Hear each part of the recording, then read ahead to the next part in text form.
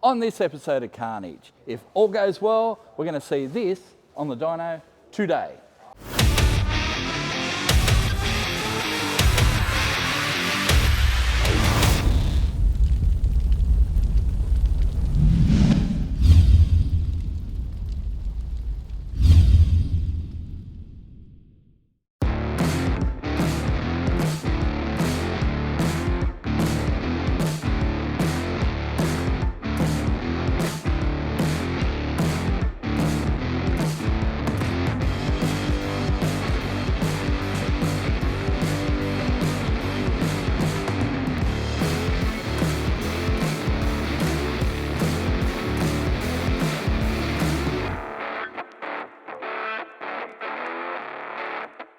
So here we are back at MPW. We've got some final things to do this morning. Our intake pipe is essentially done. We've just got to put our air intake sensor in there, put our blow-off valves on there. The boys are going to weld a little bracket on there to try and help hold this boost pipe in place when we hit it with 20 pounds. But the list is greatly reduced. All we've got left is radiator hoses, the intake pipe, which is in my hand, scale the car, so we can set up our bar angles. So we've got the bar angles right and the ride height right.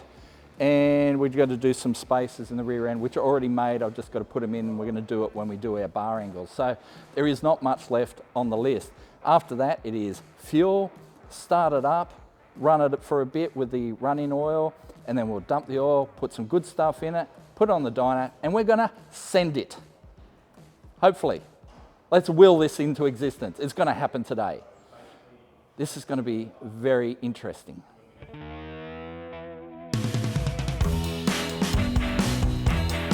Awesome.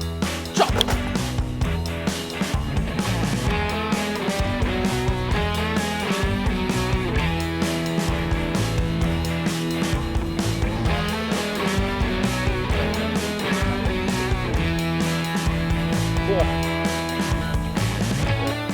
Why is it white?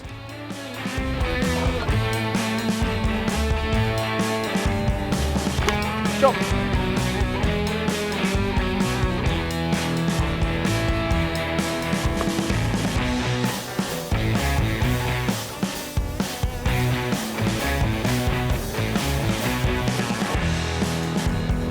Some chop.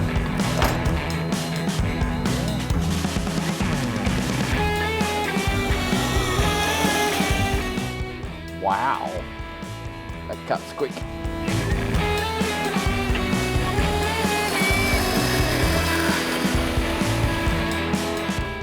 Me like. Cuts well. All right, little linish.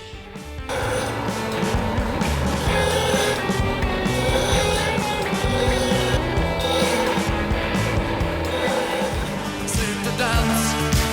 Oh, let's save the dance.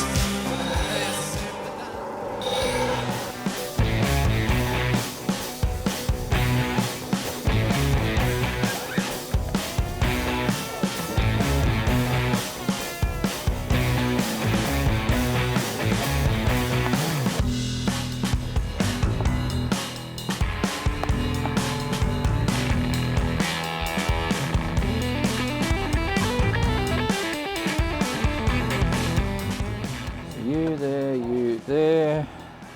That all clears. Job done. So we've finally sorted out a solution for our radiator hoses. We're going to put them on shortly, but before we do them, I want to change the wastegate springs. So currently they have 14-pound springs in them. We're not going to run it as 14-pound base because 427 cubes and 14 pounds of boost on the street, not bueno. You know, that's going to be a lot of power. So we're going to put 7-pound springs in it. They come in the boxes. We'll change the 7-pound springs into it, which means we'll be able to run a 7-pound base pressure, and then we'll be able to amp it up with the boost controller to 20 plus. So yeah.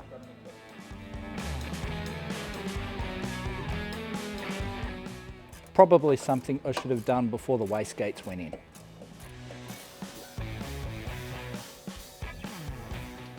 Let's go out the bottom.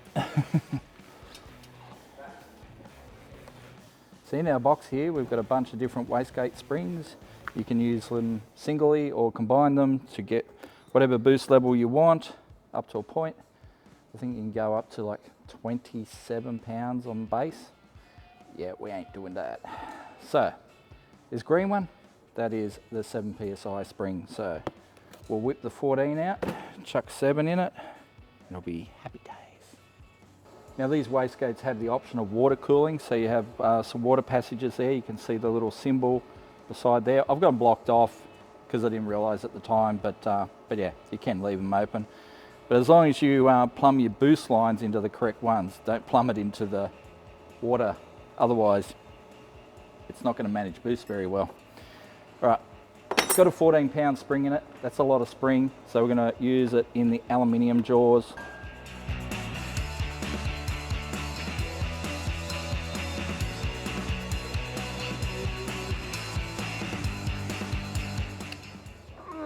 There we go. All right. So we'll just loosen the collar off. And then, sorry, unwind it.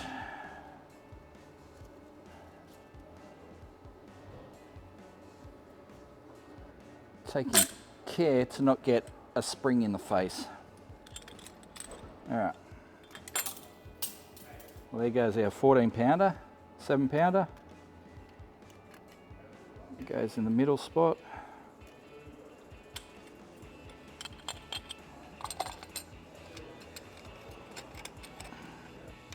So 7 pounds, a fair bit lighter, so you can do it by hand.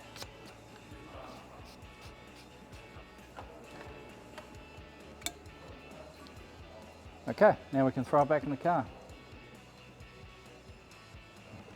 When you're putting your wastegate back in the car, don't forget your insert. Otherwise, it's going to leak exhaust all the time. And you'll wonder why it's really loud all the time.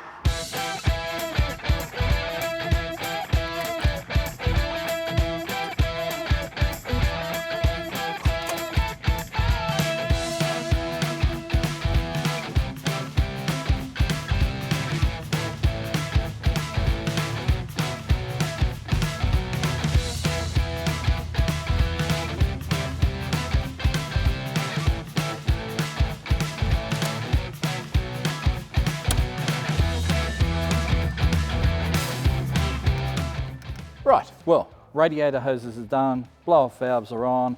All I got to do is plumb them first thing in the morning. We're not going to get it on the dyno today. It's just, we'd be here till midnight and no one wants to be here till midnight. We've just had a big day. But this intake pipe is looking sick. The boys have put a bit of a clamp there. It is solid as, like, that is going nowhere. So, it's looking awesome. So in the morning, it's plumb blow-off valves, put water in it. We're going to scale it in the morning as well, do those spaces for the heim joints on the rear. Then it's ready for dyno. We are that close. This is going to happen, but it's going to happen tomorrow. So we'll see you then.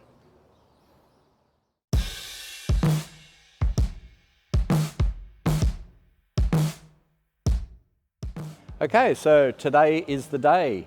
I've already plumbed up the blow-off valves, so they're running down to the boost line. I think now we put water in it, see if any of that comes out, and then hopefully, I guess we fire it up. Adam wants to scale the car, which means we're going to put it up on some blocks, set up the 4-link bars and stuff like that. We don't have the springs yet. They are on order, they're on their way. They haven't shown up yet, but we can dyno it with the solid bars in the rear, but we want to make sure the bar angles are right. Doesn't really matter for the dyno, but we figure let's do it now. So after the dyno, car can just go back to our place and it's pretty much ready to take to the track and at least explore the option of going down the track. Not all the stuff will be sorted. You know, we're not going to have shock sensors and gear position sensors and CO2 or any of that in the car for its first run. Not even a parachute. I guess we'll just take it out, have a run, make sure it goes down the track straight. We're not going to go balls to the wall, full out. We're just going to explore the track, see how it goes. But yeah, these are future things. today it's all about the dyno. Let's get some water in it and see how that goes.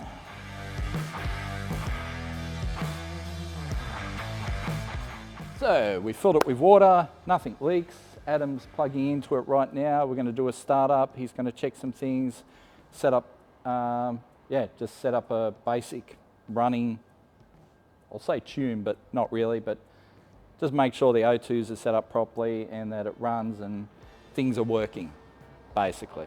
So if things go wrong here, then we may not hit the dyno today, but we'll see what happens. But it doesn't leak.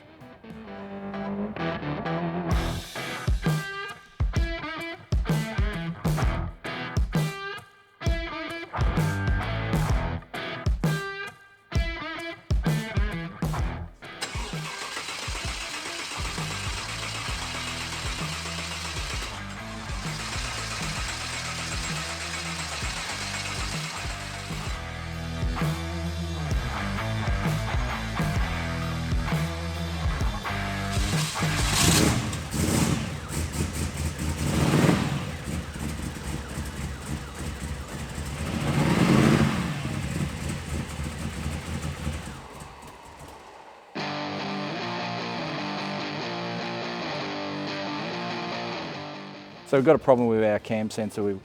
Scotty pinned it the wrong way around because when you look at your little Haltech book here, you just look at the tables. Well, I didn't realise there's tables for two different sensors there, and I've pinned it as per the LS1 cam sensor, and I'm supposed to pin it this way. So this is a Scotty problem, but it's all right. We'll flip it around and we'll have a cam sensor and it should run better.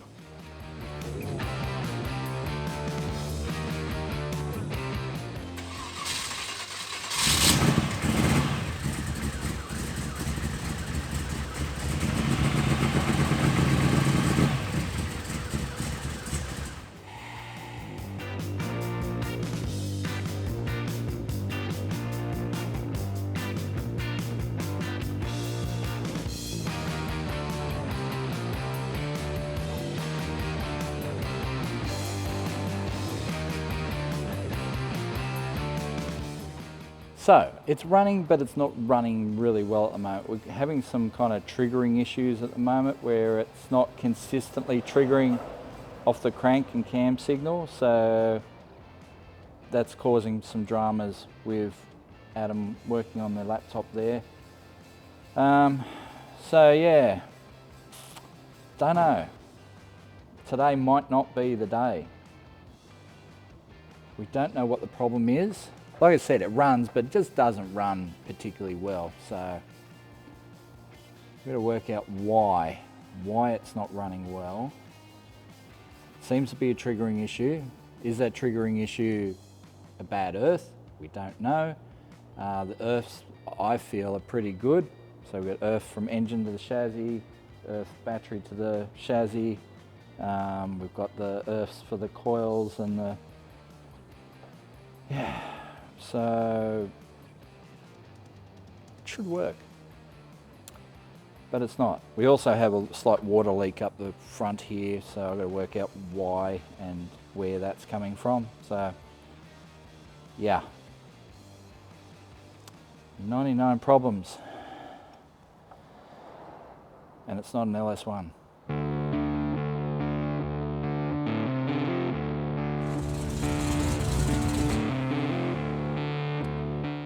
So we've got a cam triggering problem.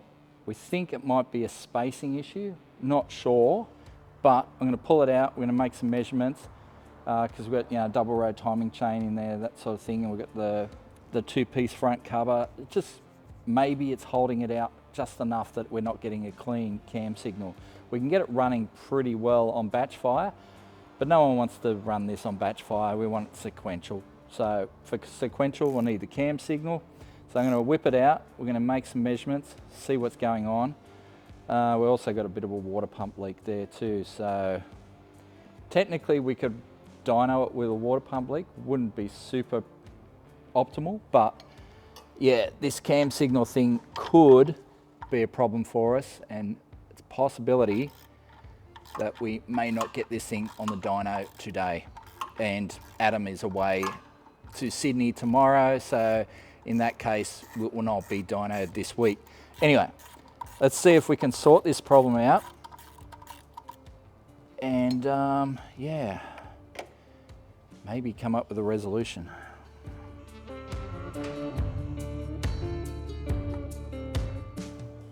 Well, it's definitely not hitting it, so that's fine.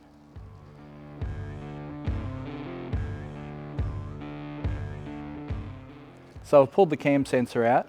I've marked my little probe here. We're going to see how deep it is, but I had a preliminary look, and yeah, I wonder if that is the actual issue. It could be, because so that's level with the outer edge with the cover there, and it's definitely on. It's on the wheel. Oh, well, not on the wheel, it's on the trigger area from the chip. Now, it was right at the edge. I reckon that might be our problem. We have 5 mil of clearance. Might be too far.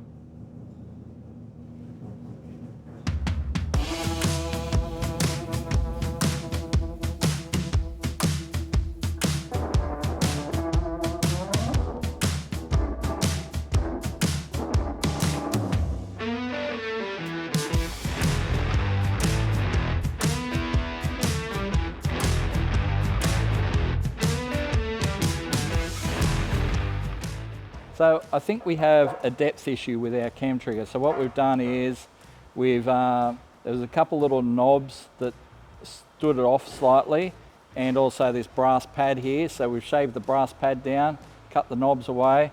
So it should give us a couple mil in, which is what we need, because the standard one seems to have around 3 mil of clearance. But yeah.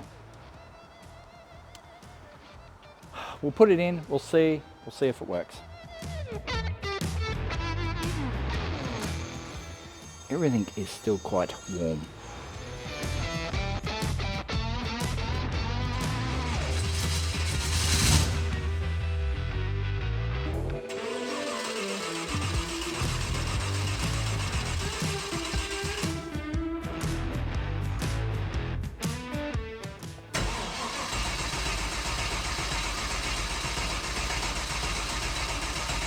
Much better. Yeah.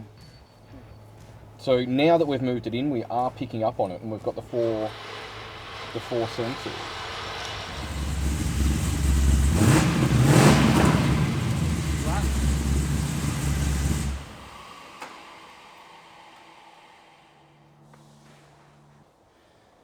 Right, so we kind of know what one of the problems was, which was cam trigger.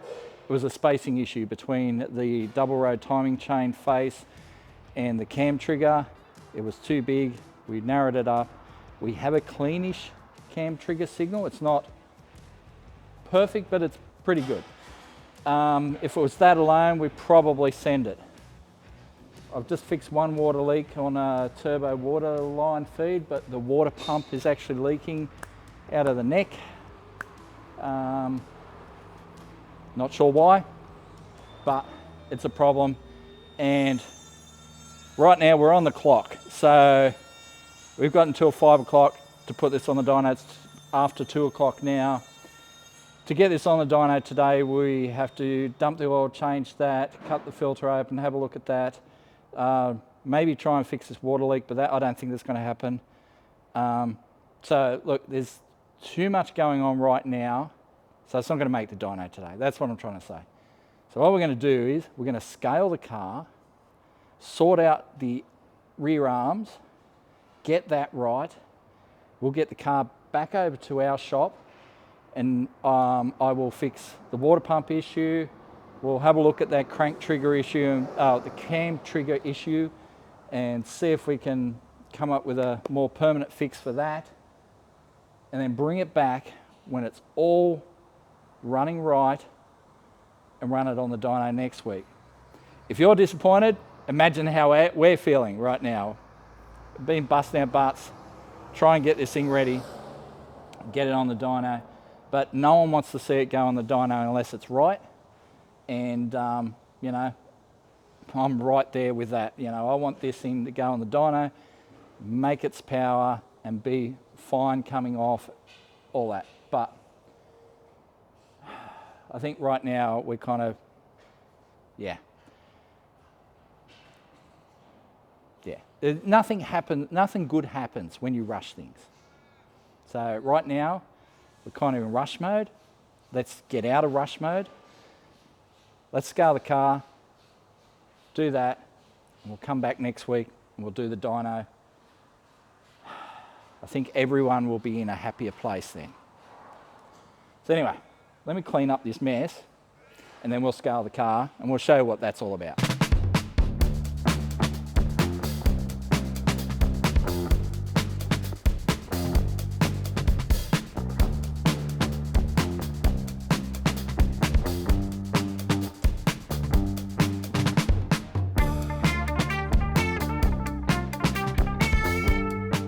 So right now we're going to put the car on the scales, see what it weighs. It's going to be interesting to see what this thing weighs. Adam's just zeroed it with the blocks on it, because the blocks will come into play later, but yeah. Whack it on the scales, see what it weighs. Might surprise a few people, I think. Right, so we've looked back at the old video. Back then, the car weighed 1,320 kilos, which is a good number, 1,320. And you reckoned it was going to come up at 3,200 pounds with all the gear in it, basically. So that was about the number that I figured. That was before I upset you and mentioned your stature and thanks, and how heavy it was going to be with you in it. But I guessed that it would be about 3,200 pounds from things that we built before. It was 29 before. 2,900 with the V6 at 1,320. Yeah. You'd stripped some bits out of it at that point, and then I reckon it was going to be around the 3,200 how it sits now. We talk about pounds and kilos, but I mean, Australia is metric, so it's, you know, we all love kilos, but drag racing has always been pounds. The reason we go off of pounds is every time you use a Wallace calculator or anything like that, any drag racing calculator works off of pounds, not kilos, which is how we try to set the car up. Yeah. So we'll show you soon, all of our rear end setup, it goes off of pounds as well. All of your spring weights are off of pounds. Everything that we do in drag racing is off of pounds. It's always been a part of the whole scene, pounds per cube and pounds per square inch and all that sort of stuff. Pounds are important. All right, let's drop it down and see what she weighs.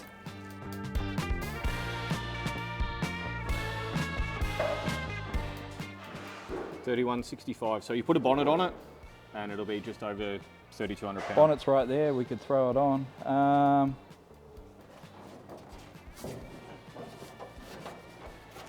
Oh, you want to put it on? Yeah, all right. May as well.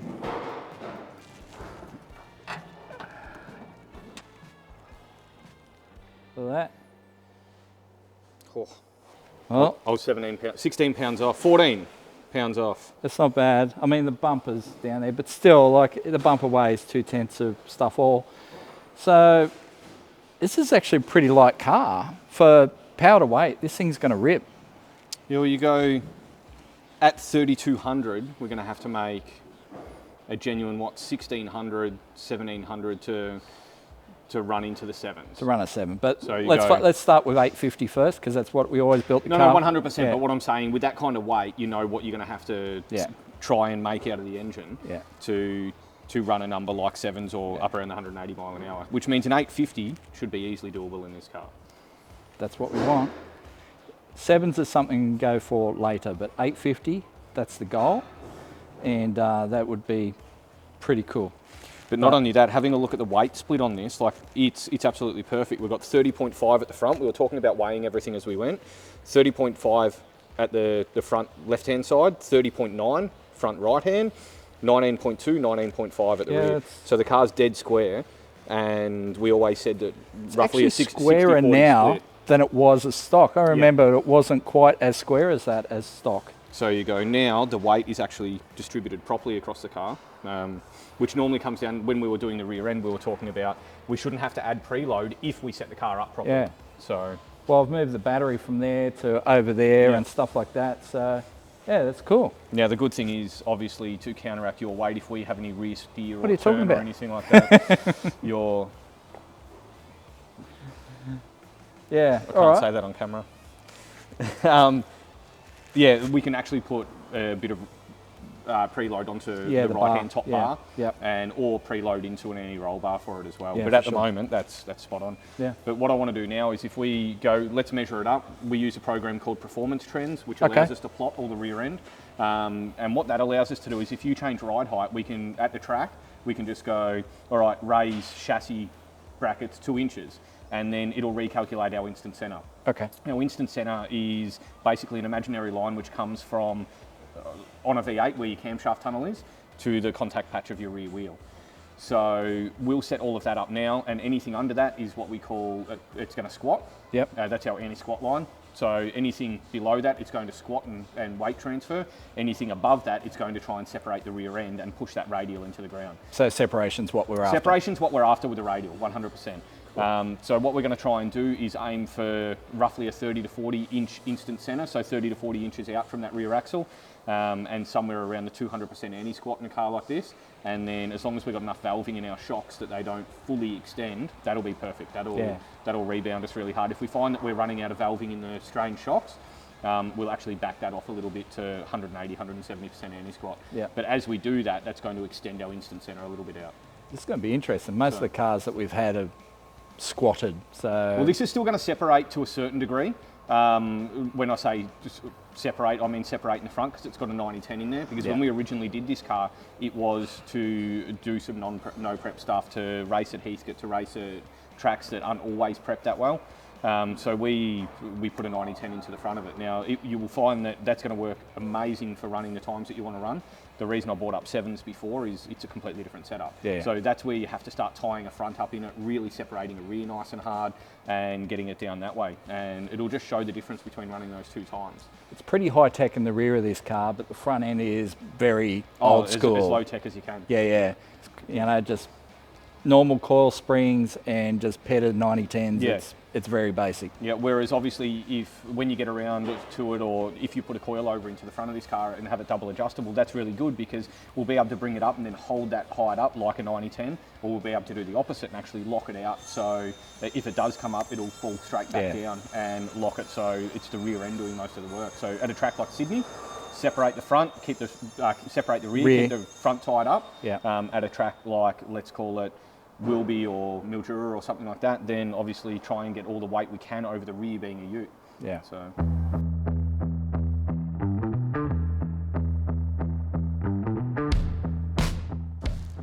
So Adam's going to yell out instructions, and I'm going to do some measurements under here, and we're going to throw those numbers into the computer and see what they say.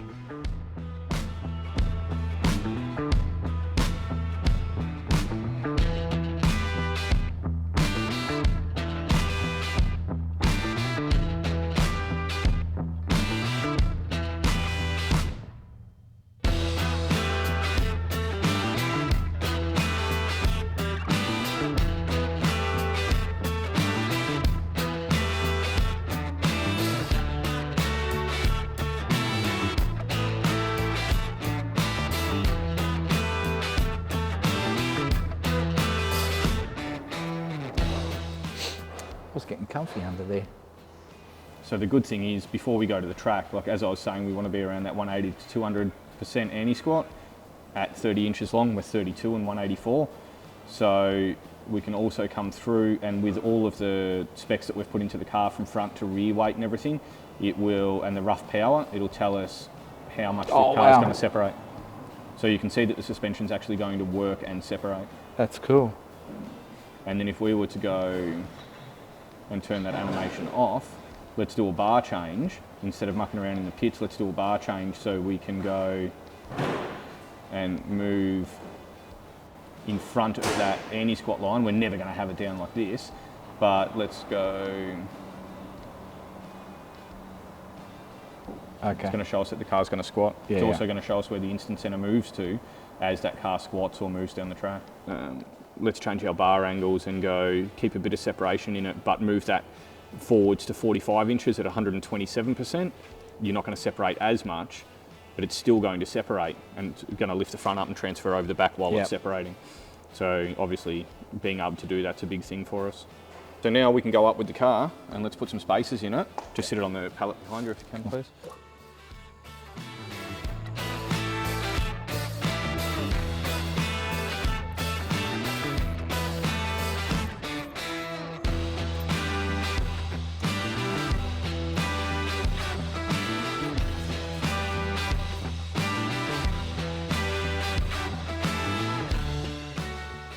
So we're going to move these bottom arms to the top hole. Exhaust is in the road though, so I'm going to have to loosen off the exhaust, drop that down, move the bolt, and then I can put our arm in there. Fun.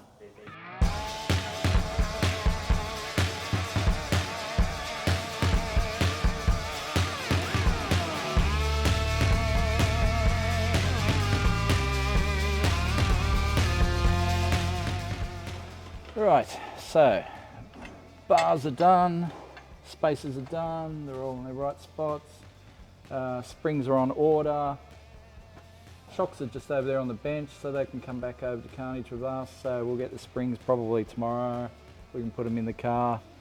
So yeah, car's going back to Carnage, we're going to sort out our water pump issue, our sensor issue, we'll sort all that. Look, anyone that's built a car will know that nothing ever goes smoothly. And to be honest, I thought it was all going way too smoothly. We had the little niggles, but nothing major, but yeah, it eventually caught up with us. So yeah, we'll get this thing sorted, back over at Carnage, and then bring it back over here and everything will be fine. It'll make a heap of power, and I've just put the mocker on myself. But anyway, yeah. We'll take it home, we'll get it fixed, we'll bring it back, and make power, and you're going to see that on a future episode of Carnage.